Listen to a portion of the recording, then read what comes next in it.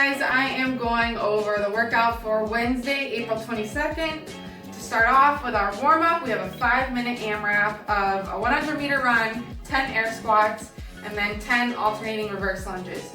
So for those air squats, remember we're going to keep our chest up. We're going to make sure our hip crease gets below parallel each time. And every time I squat, I'm driving my knees out, chest up nice and tall. So 10 of those, and then 10 alternating reverse lunges. For the reverse lunges, we're starting with our feet together, underneath our hips. We're gonna step back knee touches the floor, and then we bring our feet back together. And again, our chest stays up nice and tall. We're looking straight ahead. So for 5 minutes, as many rounds as possible of those 3 movements. Then moving on to the first part of our workout, we have a 5-minute EMOM. So every minute on the minute for 5 minutes. We're going to do 10 mountain climbers, 10 push-ups, and then the remaining time in every minute, we'll do a max effort plank. So for those mountain climbers, we're down in the push-up position, our back is nice and flat, and we're just gonna bring up our knee to the elbow in front of it. And 1 rep counts as when you touch both knees to both elbows. So this is 1. And then for our push-ups, again in that push-up position, our back is nice and flat, and we're going to touch our chest to the ground each time. Keeping our elbows tucked in, nice and tight. If you need a scale for that, you can always use an incline.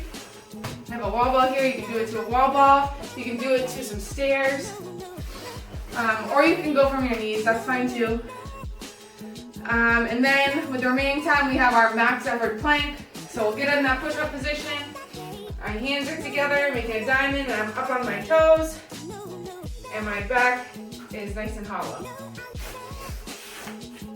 So every minute on the minute, we'll do 10 mountain climbers, 10 push-ups, and then max effort plank. Now, the second part of our workout is a 3-part EMOM. So the first EMOM is an 8-minute EMOM. In minute 1, we'll do max burpees or double unders. So if you're doing burpees, remember, chest and thighs touch the floor, and then we jump at the top.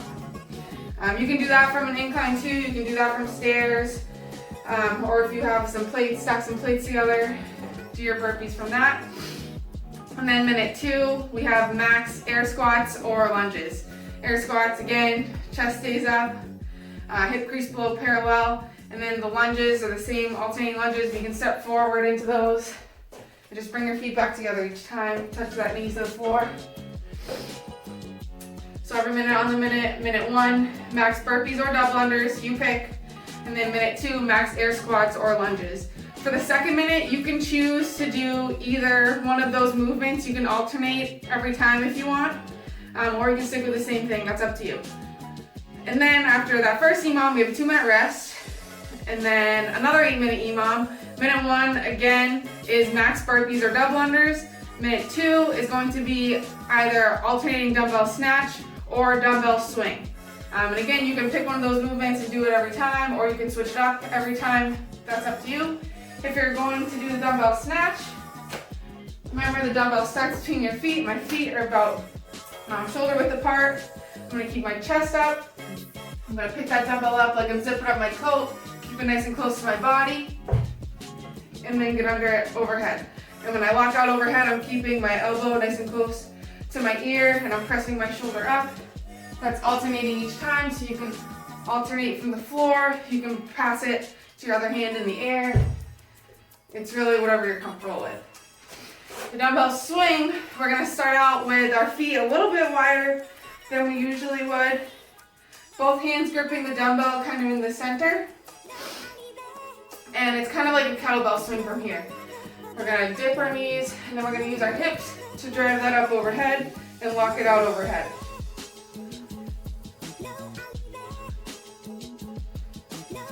So, max effort, dumbbell snatch or dumbbell swing, 8-minute EMOM, another 2-minute rest, and then we have one more 8-minute EMOM.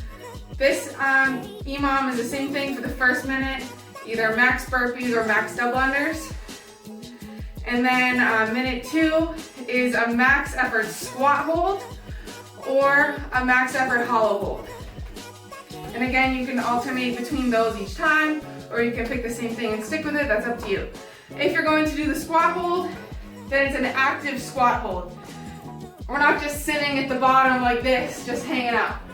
We want to keep our chest up, our glutes engaged, our hamstrings engaged, everything's nice and tight. I'm actively lifting myself up into that squat position.